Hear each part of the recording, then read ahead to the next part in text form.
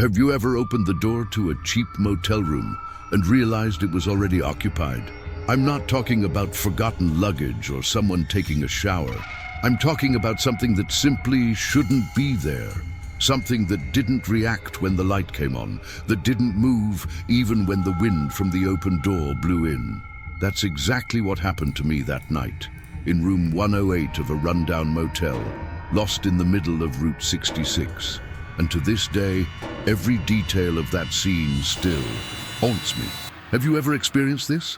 I'd been driving for over 10 hours straight, the road stretching endlessly before me. The horizon was swallowed by dark clouds, and the promise of a storm gathered with every mile.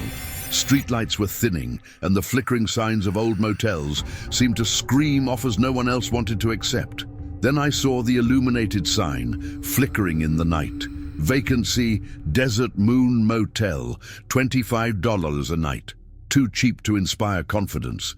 But in that moment, it was all I needed. The parking lot was nearly empty. 2 dust-covered cars looked like they'd been sitting there for years.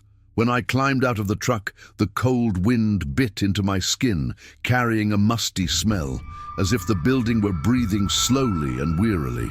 The hallway was narrow, with fluorescent lights flickering and casting quick shadows on the stained walls. I can't explain why, but I felt like every window was watching me. At reception, a thin, pale man greeted me. His smile was too rigid, as if rehearsed. "Just one night?" he asked, his eyes never leaving mine. He handed me the key with a cold hand, and I noticed he took a few seconds to look at the room number before releasing it. 108. I ignored it. I just wanted a bed and a few hours of sleep. The hallway to my room seemed quieter than the rest of the building. There was no sound of televisions on, no voices behind the doors, just a low hum coming from a ceiling light. When I stopped in front of door 128, I noticed the peeling paint and the crooked number hanging to the side as if trying to escape.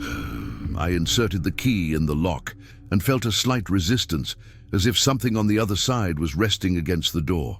When I finally managed to open it, I saw a silhouette sitting on the edge of the bed, shoulders slumped, head tilted slightly downward. For a moment, I thought the attendant had gotten the wrong room, but when the dim overhead light came on, the figure didn't move. Didn't blink, didn't breathe. The air inside was heavy, with a strange smell like damp fabric stored for years. My heart raced. I wanted to speak, but the words stuck in my throat, and suddenly, the figure was gone. The bed, however, still had the exact dip where he had been sitting seconds before.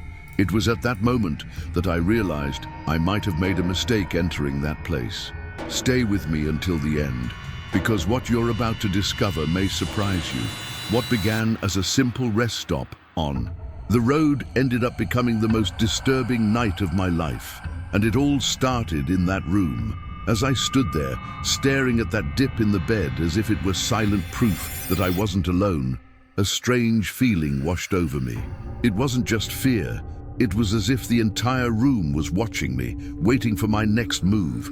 I know a lot of people might think that in these moments, they can just turn around and leave. But when you're tired, in the middle of a deserted road, and the rain is starting, to beat against the window, it's not that simple. And speaking of which, I know I'm not the only one who's experienced something that logic can't explain. Maybe you've stopped in a place that felt wrong from the start.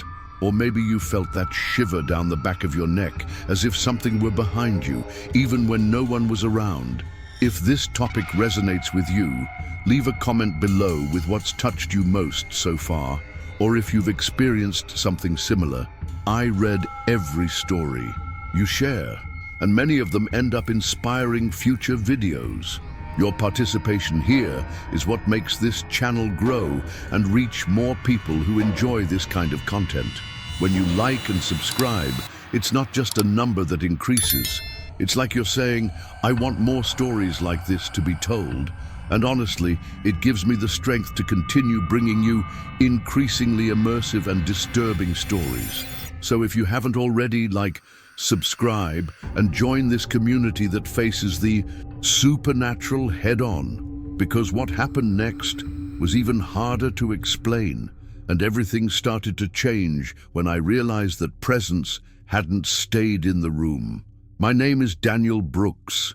I'm 46 years old, and I've spent more time on a truck than anywhere else. I've spent over 20 years on the road, crossing states, facing storms, unbearable heat, and nights where silence weighs more heavily than fatigue. I've seen it all. Accidents no one should ever witness. Ghost towns. People who seem to live on the edge of reality. But nothing, absolutely nothing, compares to what I experienced that night on Route 66. It was supposed to be just another overnight haul, carrying an urgent shipment of auto parts from Phoenix to Amarillo. The deadline was tight, and anyone who lives on the road knows that sometimes the only way to meet it is to forego rest and let your body work on autopilot. The wind was biting, even with the heater on inside the cabin. The clouds advanced like a dark wall across the sky, and each gust rocked the truck in a way that forced me to brace my hands on the steering wheel. Exit signs for small towns flashed by, many worn by time, others covered in dust and rust. The few specks of light came from roadside bars and gas stations that looked closed for years. I was alone, or so it seemed. It's at times like these that your mind starts to play tricks, and any movement in the shadows of the road feels like a shadow following you. The clock on the dashboard read almost 11:30 p.m. when I felt the weight of sleep sink in. That feeling that my eyelids are heavier than my entire body, and that if it doesn't stop, something bad will happen. The storm was approaching, and a light rain was already beginning to pelt the windshield. It was then that I spotted the sign. One of those old ones, lit by bulbs that flickered as if they were about to burn out. Vacancy, Desert Moon Motel, $25 a night. The kind of place any veteran driver avoids. But at that moment it seemed like the only solution. I turned onto the small, potholed asphalt driveway and walked into the nearly empty parking lot. 2 cars sat there, covered in a thick layer of dust, as if no one had moved them in weeks. The bedroom windows showed dim lights, and some were completely dark. There was something about the atmosphere of the place that made me hesitate, but the cold and exhaustion prevailed. The reception area was a small room with worn carpet, the smell of cigarettes, and a scratched wooden counter. Behind him stood a thin man with pale skin and 2 light eyes that seemed to pierce right through you. His smile was strange, fixed, almost uncomfortable. When I asked if there was a room available, he replied in a low, measured voice, "Just one night?" I can't explain why, but the way he said it gave me a chill. I nodded, and he pulled a key from a hook on the wall, staring at the number for a few seconds before handing it to me. 108. The hallway to my room was narrow, with buzzing fluorescent lights and damp-stained walls.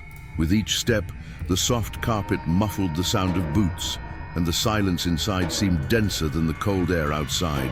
When I stopped in front of the door, I noticed the peeling paint and the crooked number, held in place by a single screw. As I inserted the key into the lock, I felt a slight resistance, as if something on the other side were pressed against the door. I turned slowly, hearing the metallic click echo, louder than it should have. It was at that moment that I realized the trip that until then had been just another delivery had transformed into something completely different, something that would go far beyond a night's rest. Now, I want to delve even deeper into this subject, because every detail from that beginning carries clues to what was to come. And perhaps, looking closer, I'll be able to understand exactly where my journey stopped being just a delivery and became a story I'll never forget. Comment. There, that makes sense to me. Route 66 that night felt like an endless corridor, where each mile swallowed up more than time. It also seemed to drain my remaining energy. The roadside signs, some bent, others corroded with rust, were like ghosts of a time when the route teemed with life. Today, most of them were dark, and the few that still worked blinked melancholy, as if trying to draw attention to a bygone audience. The steady sound of the truck's engine filled the early morning silence, mixed with the faint whistle of the wind through the truck's body. Fatigue was beginning to distort my perception. My eyes tried to follow the continuous line of the road, but my mind insisted on wandering. Memories, disconnected thoughts, and sometimes the strange sensation of seeing something move at the edge of the road, only to disappear when I focused. It wasn't the first time this had happened on nighttime trips, but that day there was a different weight in the air. It was as if every shadow had a purpose. The gas stations along the way were closed, their pumps covered with dirty tarps, and their price signs faded with age. Small restaurants, once havens for travelers, were now just abandoned buildings with stacked chairs and chained doors. In some stretches, the smell of wet earth mingled with that of worn asphalt, bringing that strange blend of nostalgia and alarm. It was in this state that my eyes caught sight of something in the distance. A colorful sign, blinking, erratically, but bright enough to stand out in the darkness. The letters announced, "Vacancy, Desert Moon Motel, $25 a night." The price alone was a warning to any seasoned trucker. Motels this cheap often charge differently, not in money, but in discomfort, carelessness, or worse. But at that moment, options were limited. The gathering storm was already showing its first signs on the horizon, and continuing to drive would be risking more than I was willing to lose. I slowed down and turned onto the small side street that led to the motel. The pavement was uneven, with potholes that made the truck shudder with every passing meter.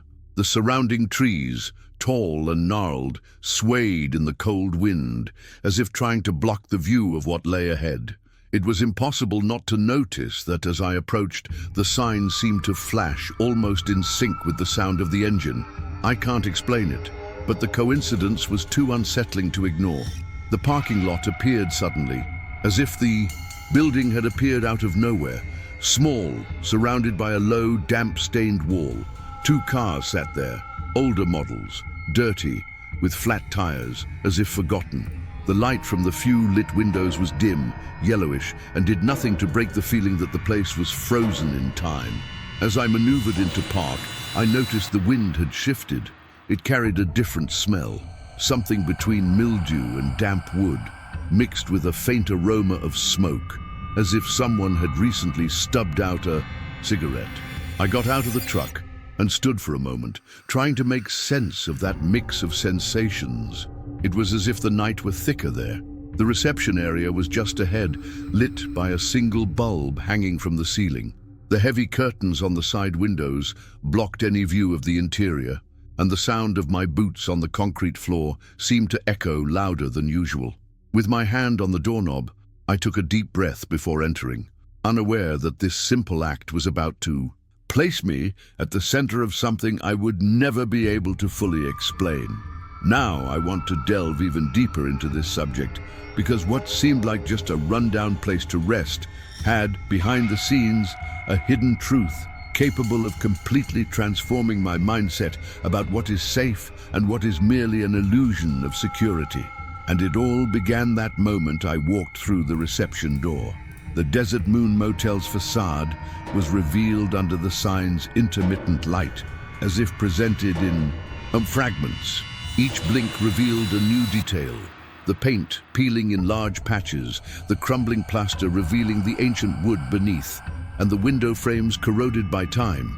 Of the 10 or so windows facing the front of the building, only 3 had any light on, and even then they seemed dim, yellowed, as if coming from old lamps about to go out. The rest were plunged into a darkness that seemed to absorb any surrounding light. The air held a lingering scent of cigarettes, not the fresh aroma of just lit smoke, but that lingering odor that mingles with damp carpet and old fabric. Every time the wind blew, it was as if layers of that smell peeled off the walls and swept toward me, enveloping me without asking for permission. The lamps illuminating the entryway produced a constant hum, a sound so continuous that after a few seconds, it seemed to be trying to infiltrate my head. I'd stayed in many cheap motels in my life, but there was something about this place that didn't quite fit, as if every element was slightly off. Though it was hard to say exactly why, I pushed open the reception door and was greeted by a low creak. The room was small, its walls covered in faded wallpaper, covered in small bubbles where moisture had seeped in. The carpet bore marks of furniture that had long since disappeared, as if ghosts of chairs and tables remained imprinted on the floor.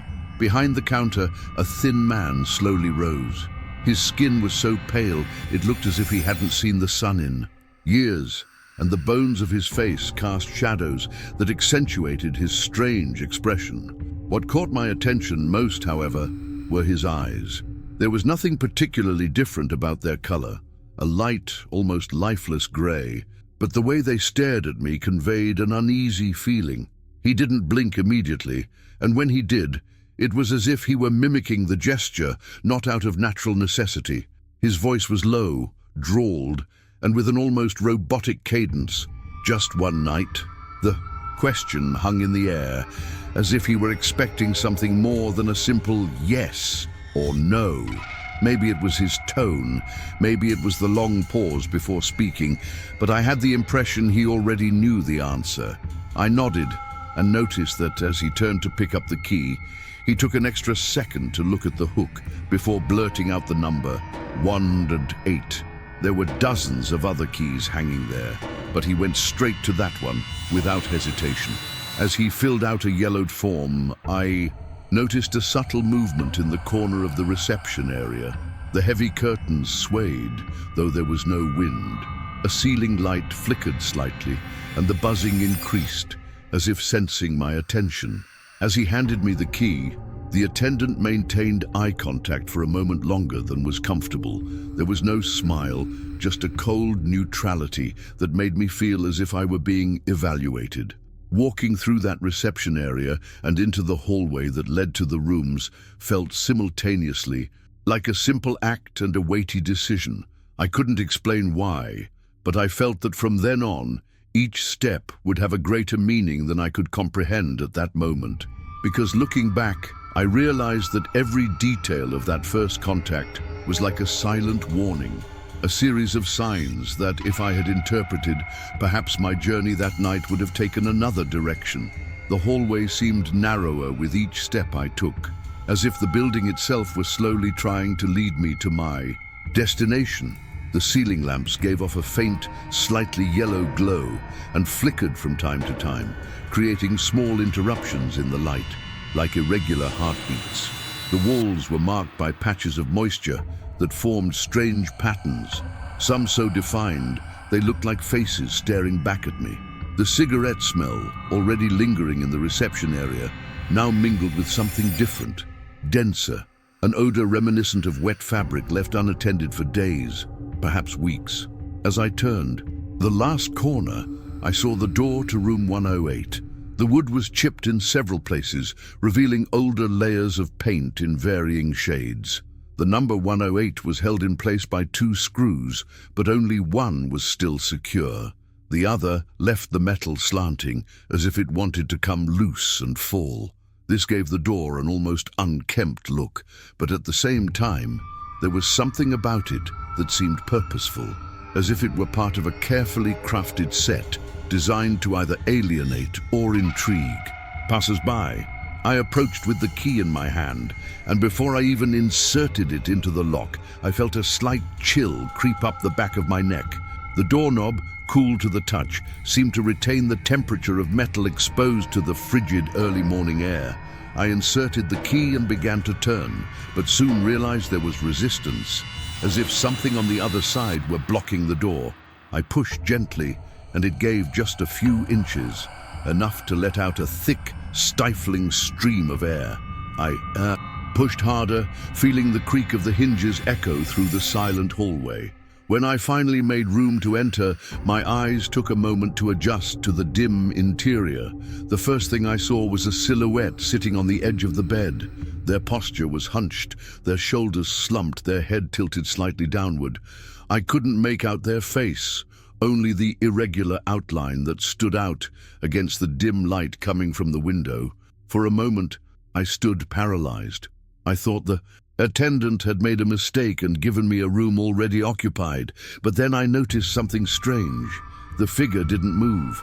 Not when the door opened, not when my footsteps entered the room. It was like a living photograph, frozen in time.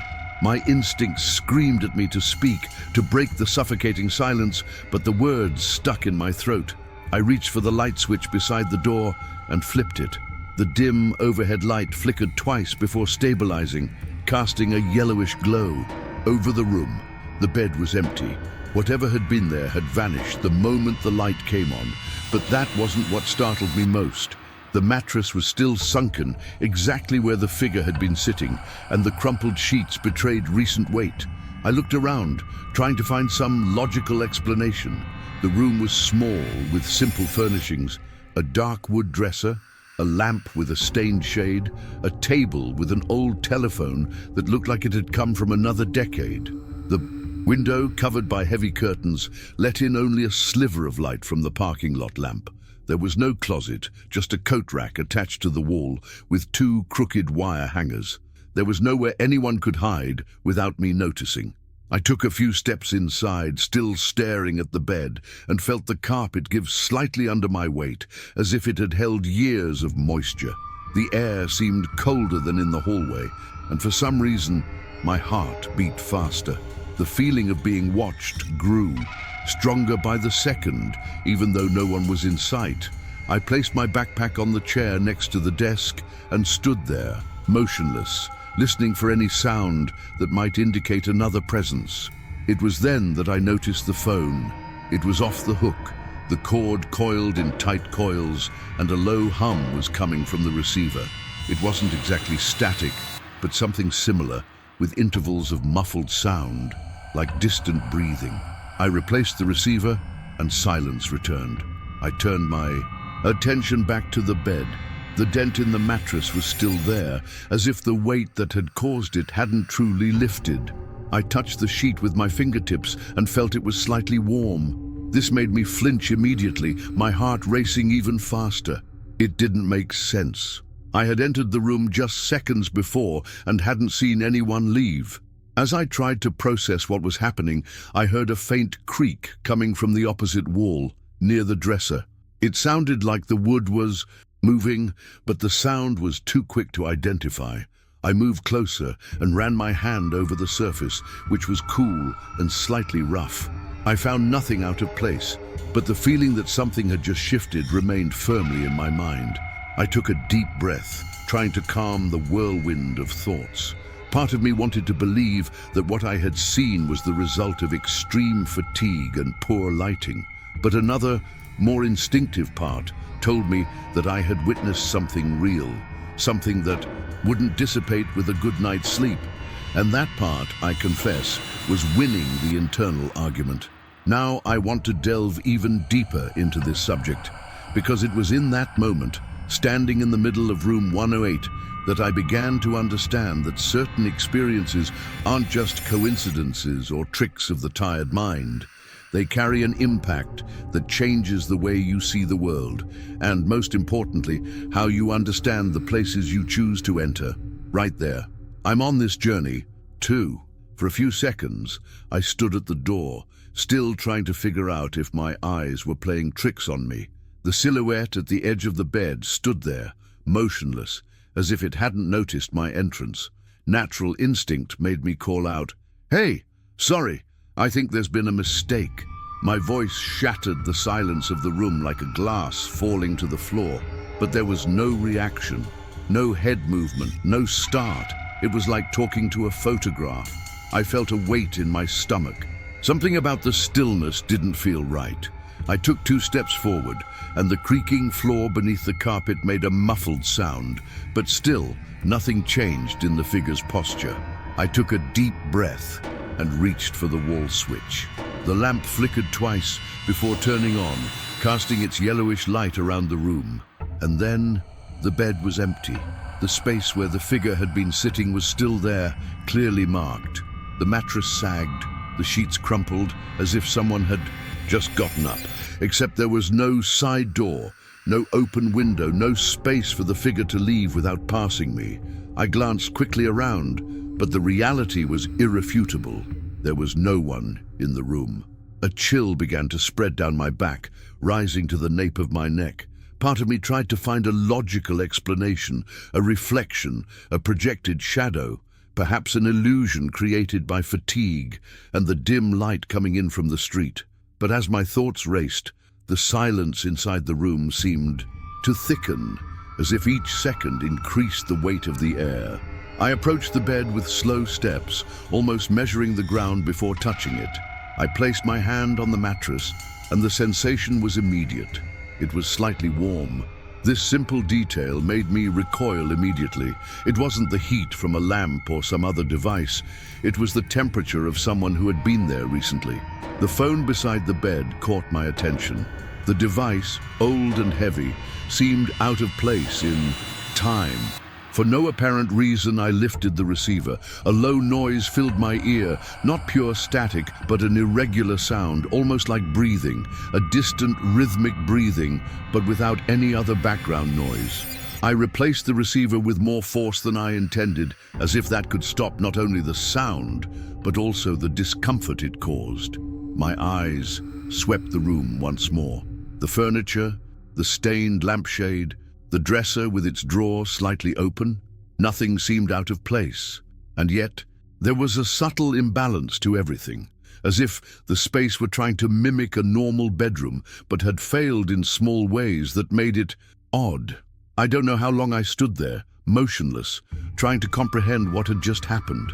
For a moment, I considered going down to reception and asking for another room, or even leaving and heading back to the road, but something stopped me.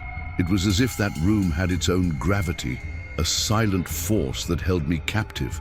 Maybe it was just curiosity. Maybe it was something deeper, a feeling that I was about to discover a hidden truth, and that leaving now would mean missing out on that opportunity.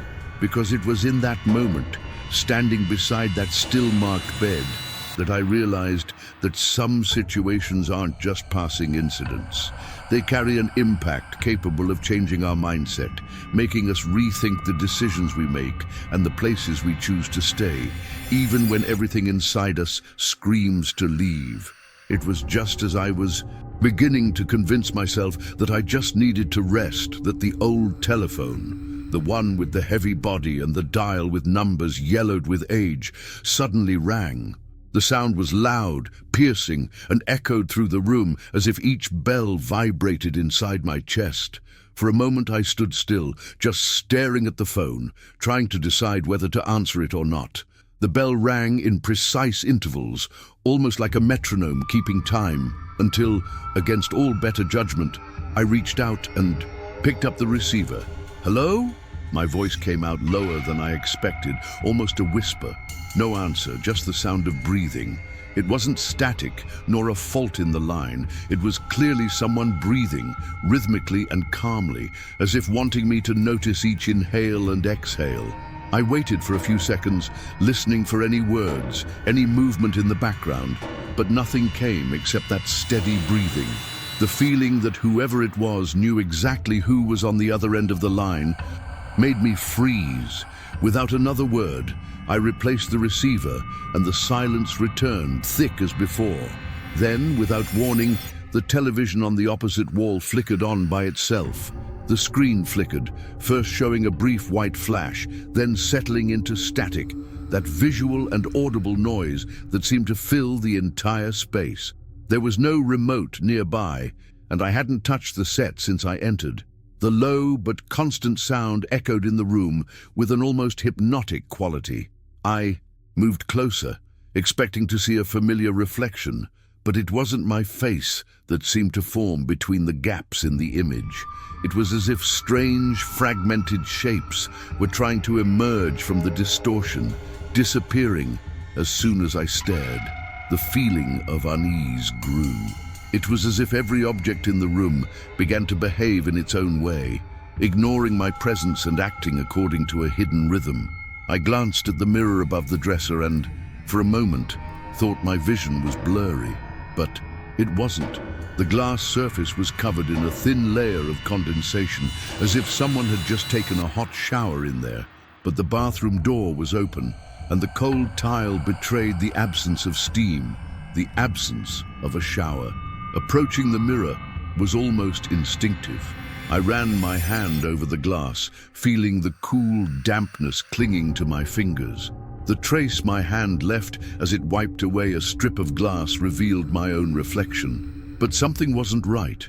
It was as if the colors were slightly different, darker, and my eyes seemed to be fixated on me in a way that didn't match my movements. It was subtle, but enough to make my body recoil, my heart racing uncontrollably. The room seemed to have changed since I'd entered. The air was heavier, almost electric, and every sound seemed amplified. The creaking of wood, the distant sound of wind against the window, even the rhythmic beating of my own heart. It was as if the room were alive, watching, reacting, testing my limits. I'd felt discomfort in cheap motels before, but never like this. This wasn't just the place's poor repair or the loneliness of the road. It was a pattern of events that fit together too precisely to be coincidence.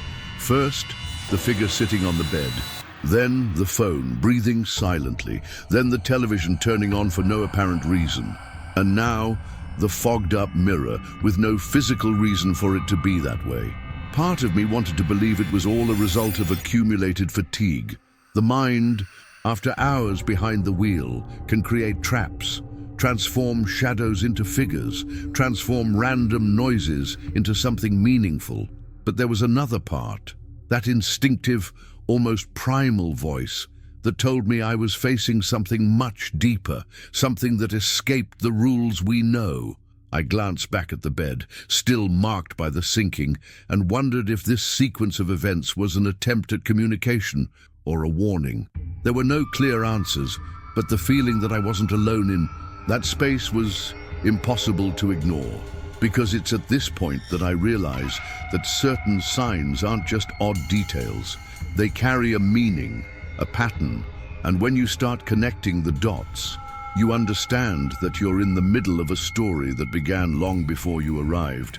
I was trying to breathe evenly, like someone organizing their thoughts before making a difficult decision, when I heard footsteps in the hallway. First, 2 dull taps, like boots hitting the worn carpet beneath an old wooden base.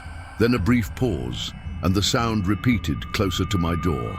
The mental clock every trucker develops, the one that measures distance by the interval between sounds, told me that whoever was there had stopped right in front of the 108.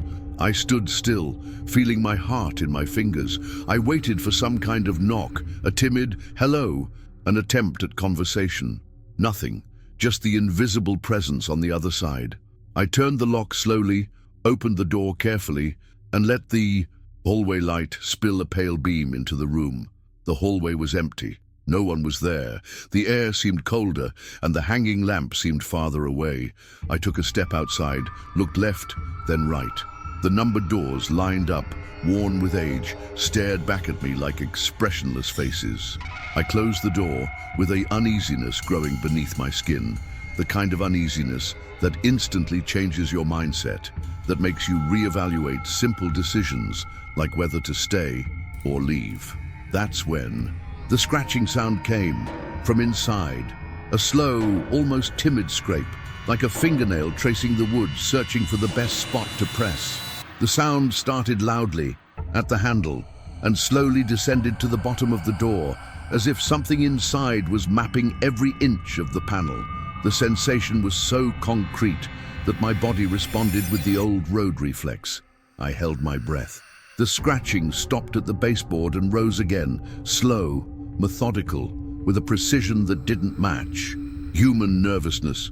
I could tell myself it was the wood expanding, that it was a small creature trying to get out. But the hidden truth that imposed itself clearly came with the cadence of fingers or claws, testing the door's relief, like someone reading a braille sign. I took a step back, never taking my eyes off the wood. The room, which had already seemed alive, now seemed attentive. The television, still filled with static, cast a milky glow over the sunken bed, an electric hum, perhaps. From the overhead light, split the air like a continuous line. The phone went silent. It was as if everything in the room conspired to make the scratching sound the only thing that existed. It stopped suddenly, and the silence that followed carried its own weight. Then outside, the footsteps returned. 1, 2, 3, and they stopped again before the door. I knew. The presence knew that I knew. I opened it again quickly, as if caught red-handed. The hallway once again was empty. The air felt saturated, as after a thunderclap. An old newspaper on the distant sideboard shifted millimeters, touched by a wind I hadn't felt. I closed it. I froze. I leaned my forehead against the cool wood, and I heard, quite clearly, 3 short, almost polite scratches at the exact spot where my face touched. Retreating at that moment wasn't cowardice, it was preservation. My journey had always been about carrying cargo from one point to another, making practical choices, managing risk. There, I felt I was carrying something else, a revelation in the shape of a night, something that didn't fit into the clean language of spreadsheets. I found myself thinking about impact, about transformation, as if a silent part of me understood that, from that door onward, everything I believed about cause and effect would need another map. I locked the door again and took a few steps back. The feeling of being watched settled in, definitive. It wasn't the usual paranoia of long drives or the loneliness of a cheap motel. It was a focused, specific attention, like a flashlight beam fixed on the back of my neck. I slowly turned my eyes to the mirror. The blur had returned. No steam, no shower. And for a second, I'd rather forget. I swear I saw a shape behind me, out of focus, the size of someone sitting on the mattress. I blinked, and there was nothing, but the mark on the bed remained. I'd seen the backstories of many nascent stories, small clues, a strange smell, a clock stuck at the wrong time, and that night the pieces were coming together with watchmaker's calm. I sat on the edge of the chair, not touching the bed. The scratching didn't return. Instead, a sort of murmur rose from the walls, as if electricity vibrated through the wires with more fervor than it should. My body wanted to flee, but something deeper, a decision I didn't remember making, kept my feet on the ground. I needed to understand the mechanics of that place. On the road, we learned to listen to the vehicle. Every noise has a cause. Every vibration tells a story. I wanted to apply the same listening here. Were there footsteps? Yes. I opened the door and no one was there? Yes. Were there scratches inside? Yes. What accounts for this sum? Neither delirium nor coincidence. Pattern. And pattern, sooner or later, reveals intention. I didn't realize when I started speaking softly, as if explaining to myself what was happening. If you want me to leave, say so. If you want me to stay, say so too. I looked ridiculous, negotiating with the air of a room that returned me silence. And then, from somewhere behind me, a wooden creak. It wasn't random. It was an answer. I turned quickly, and the lamp flickered, casting my shadow stretched out on the wall like a grumpy cartoon figure. The phone didn't ring. The TV continued in its sea of snow, but I was no longer alone. That was the only certainty I had. I tried to rationalize another path. Perhaps a guest next door was joking. Perhaps the hallway had a strangely echoing slope. Perhaps the fog on the mirror was condensation from a faulty pipe. The list of useful explanations dwindled, and as it dwindled, the invisible surveillance in the room seemed amused, as if someone behind the scenes was testing my patience. Fear didn't arrive in a scream. It arrived as a subtle, rooting revelation. I had been chosen, not as a victim, but as a witness. That was what kept me from getting through the early hours of the morning in the truck's cab. That was what kept me bound to that scratched wood. There was a hidden truth there, and my decisions throughout the night were leading me to it with the precision of a track. I stepped out of reach of the door and pressed my back against the wall, feeling the chill of the old plasterboard. I closed my eyes and counted to 10, a trick I've used since my youth when the engine overheats and I have to wait for the temperature to cool down to avoid blowing anything out. When I opened my eyes, the mirror was clear. The glass reflected only my tired face, sunken eyes, my breath controlled by force. I glanced at the window, and the curtain moved as if something were passing behind it. There was no breeze. The parking lot, on the other side of the fabric, looked like a frozen landscape. And yet, there was movement. Now I want to delve even deeper into this subject, I said softly, without realizing I was saying it, like someone deciding to cross a line. It wasn't about heroic courage. It was about accepting that certain journeys require a different grammar. I was no longer evaluating overnight stays, fares, or the risk of robbery.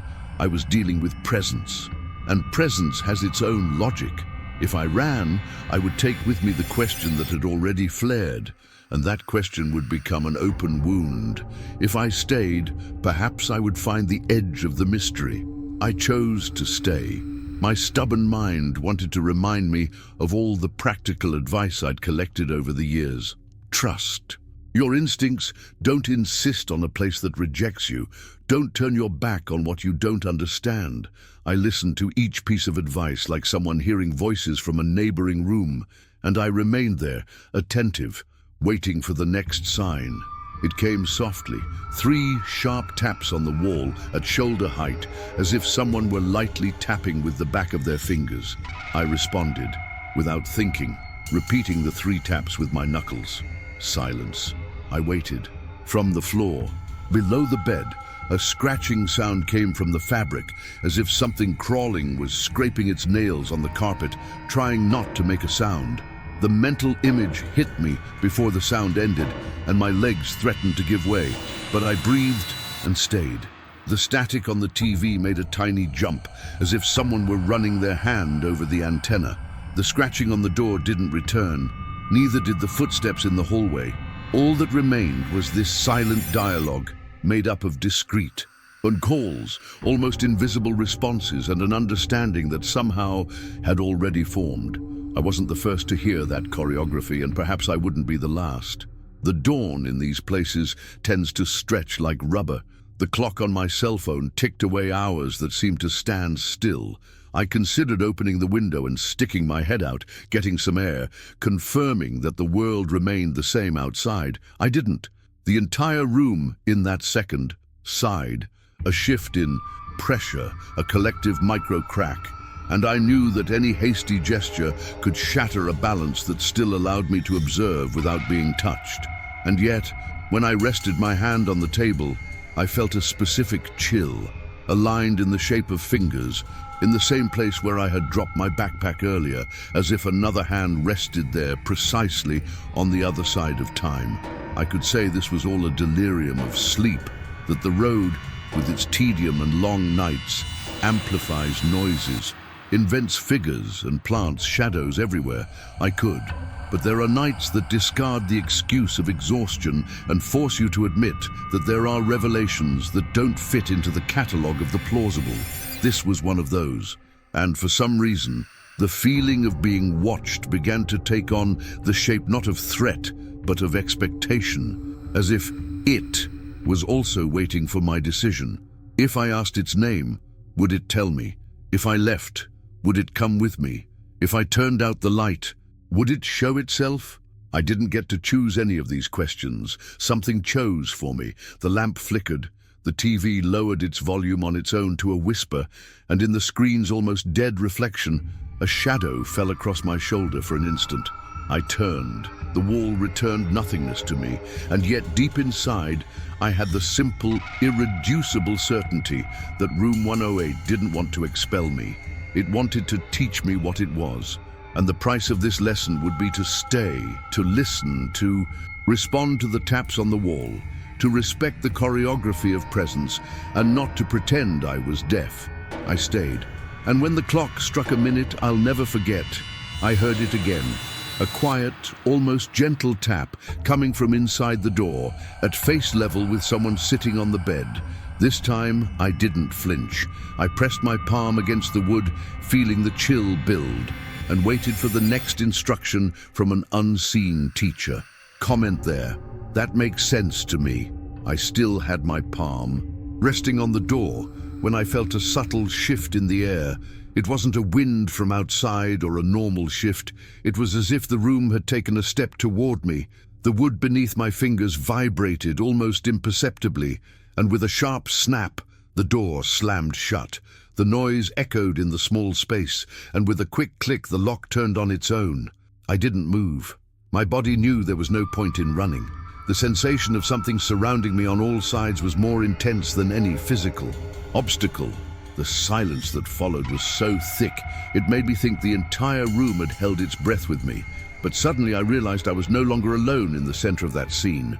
In the corner opposite the bed, where the yellowish light from the ceiling barely reached, stood a figure, tall, motionless, with shoulders slumped and head slightly tilted, as if watching every inch of my movement. It wasn't just a solid shape. Its edges seemed to dissolve into wisps of shadow, distorting the space around it, as if it were impossible to stare at it for more than 2 seconds without feeling that something in my vision was wrong. My name rang out in the room, not like someone calling from afar, but like a whisper directly in my ear, hot and cold at the same time, so close my skin reacted before my brain could even process it. The sound carried a strange weight, as if the word had been shaped not only by the air, but also by an intention I couldn't decipher. Instinctively, I turned my face, and that's when I felt it. Something cold brushed against my shoulder. It wasn't a physical touch, but the tangible presence of something that moved through me, leaving behind an icy trail that made my breath catch. I tried to convince myself it was just physical fear, that my body was reacting to an oppressive environment. But there was something more. Something my mind tried to avoid formulating. It knew who I was.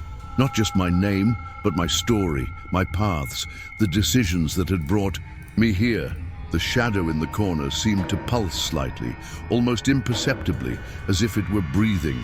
And each time I looked away, the feeling that it was closer grew. The clock on the wall, which I'd sworn had stopped since I arrived, now ticked away the seconds with unsettling precision, each tick like an invisible footstep approaching. I glanced at the bed. The dip was still there, but now there was something else. The subtle impression of long, parallel marks, as if fingers had pressed hard into the sheet. My mind began to race for patterns. On the road, when something strange happens to the truck, we look for the source, noise, vibration, smell. There was no technical logic here.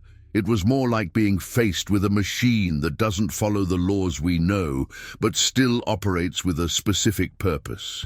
Part of me wanted to ask that figure in the corner what it wanted. Another part knew the answer would come anyway, and perhaps I'd rather not hear it. The air began to change. Again, becoming thicker, colder, as if I were breathing fog. The hairs on my arms stood on end, and I realized the silence had been broken by a barely perceptible sound, a continuous murmur, in a language I didn't recognize. It wasn't loud, but it seemed to come from everywhere at once. Walls, floor, ceiling. It was the kind of sound you feel more than you hear, vibrating inside. I took a step closer, not out of courage, but because remaining still seemed more dangerous. The figure didn't move, but the distortion around it seemed to widen, as if the space between us was smaller than physics would allow. I felt the urge to speak my own name aloud, as if trying to reclaim possession of myself, but before I could, I heard the whisper again, this time coming from behind me. I whirled around, and there was nothing. Only the charged void, which seemed to observe my every reaction like a study. Because in that moment I understood that I wasn't just a visitor in room 108. I was part of something much bigger, a kind of invisible backstage where every detail, every breath, every choice was being recorded, and there was no turning back, even if I wanted to. Instinct took over before I could even form a plan. The air was heavy, cold, and charged with a tension that wasn't just discomfort anymore. It was a physical pressure, almost as if invisible walls were closing in on me. I felt my fingers tingle and my legs take on a life of their own, moving quickly toward the door. The figure still stood in the corner, unmoving, but I knew if I stayed there another second, I wouldn't have the strength to leave. I gripped the doorknob tightly, the cold metal biting into my skin. The latch turned with resistance, as if something on the other side was trying to hold it in place. I pushed. At first, nothing. Then, a sharp click, and the door opened a few inches. I didn't wait for it to sink in. I used all my body weight to force it open until I had enough room to squeeze through. I stepped across the threshold as if leaping a gap, feeling the hallway air hit my face, and for the first time that night, I realized it was warmer outside than inside. The hallway was deserted. The lights, previously flickering erratically, were now all on, as if the motel were trying to disguise what had just happened. I walked quickly, trying not to look at the closed doors. The feeling of being watched persisted, but not from a single point. It was as if each room had its own gaze, following my passage.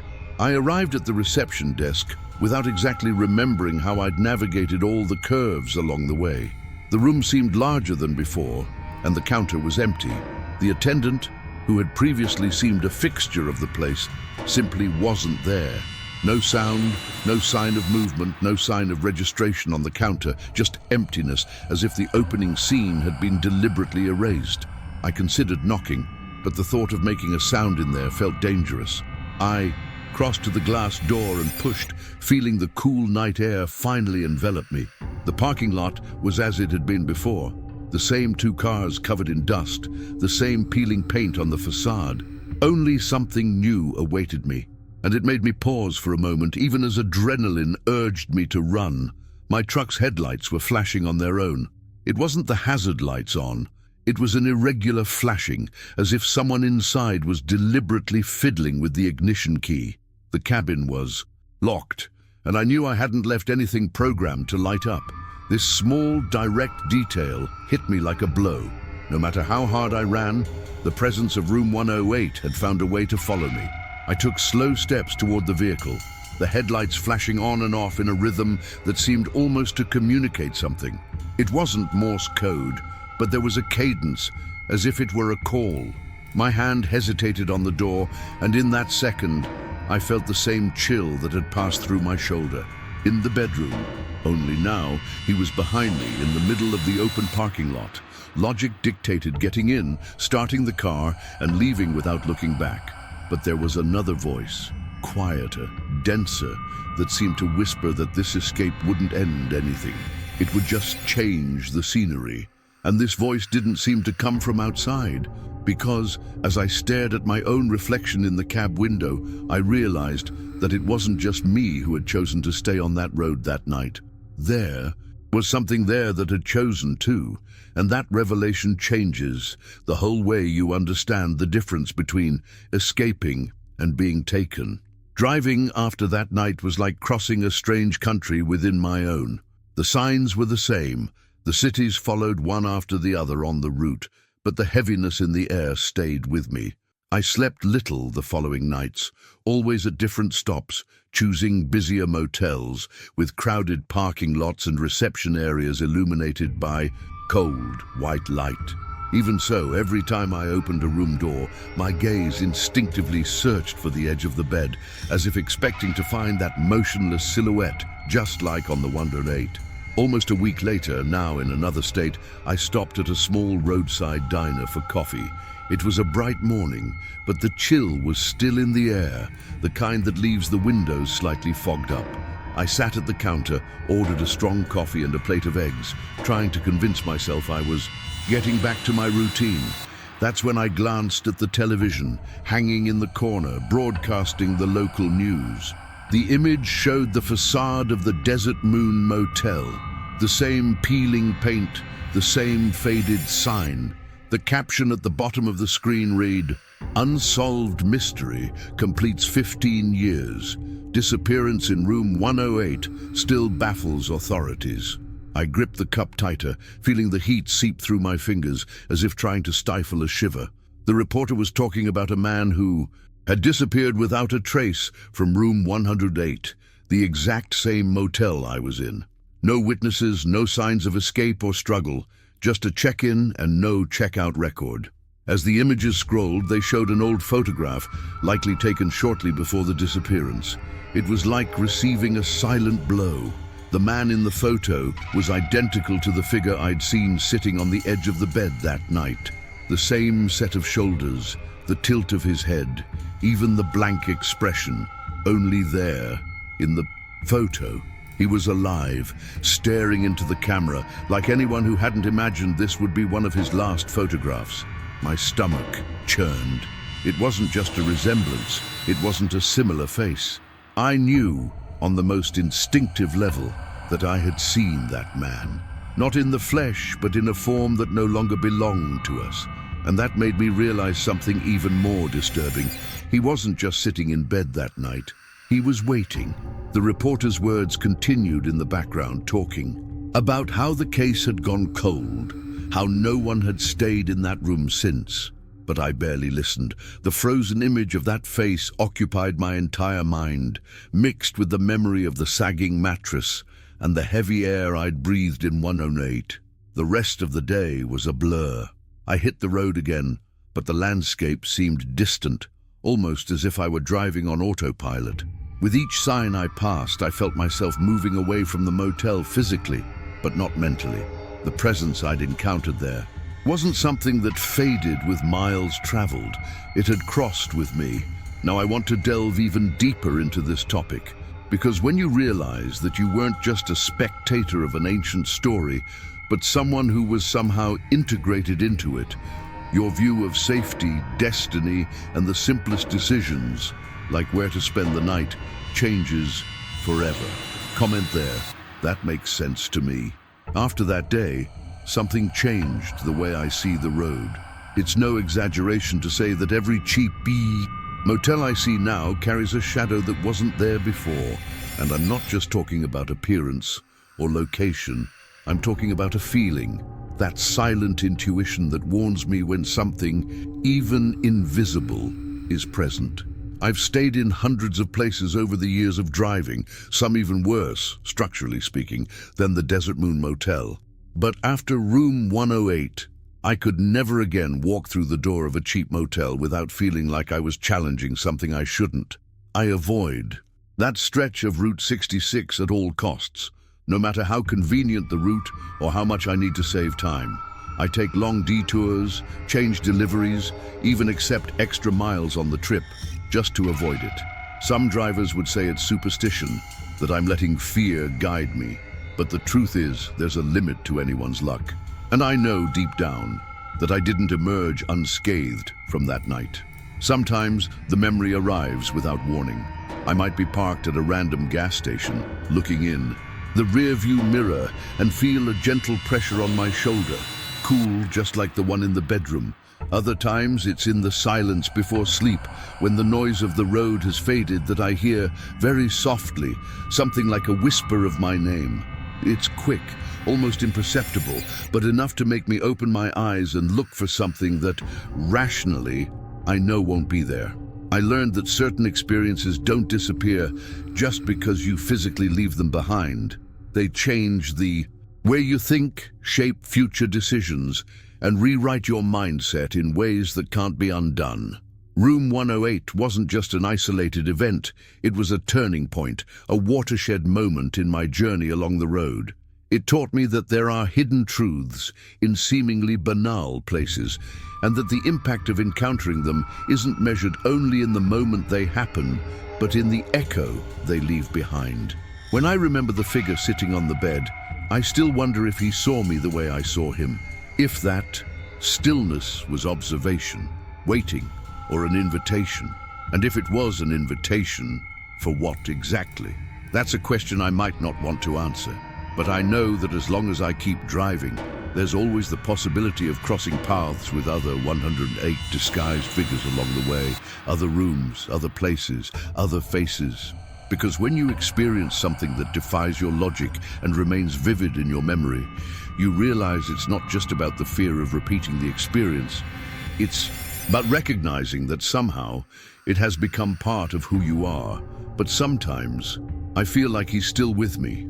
If there's one thing I've learned from the road, it's that every driver, every solo traveler, carries their own store of stories, some that make you laugh, others that send chills down your spine. And as much as I've accumulated over the years, nothing compares to what I experienced that night in room 108. But it makes me wonder, How many stories like this are out there, scattered among the curves of highways, hidden behind the facades of forgotten motels? How many of you have passed through places that seemed normal at first glance, but left a weight on your memory that's impossible to explain? The road is made of asphalt and signs, but also of moments that stay with us, situations that, when recounted, make people frown or laugh in disbelief, but which, for those who have experienced them, are impossible to ignore. I know there are many who, like me, have felt that shiver for no apparent reason, heard sounds where there shouldn't have been any, or seen something that to this day defies logic. These stories matter because, deep down, they reveal a hidden side of our journey. And it is at this point that stories meet, mine and yours. Perhaps what you experienced can help us understand what happened to me that night. Or perhaps it's completely different, but still carries the same impact. Sharing isn't just telling for the sake of telling. It's letting others see that they're not alone when the road decides to show its quietest and most mysterious face.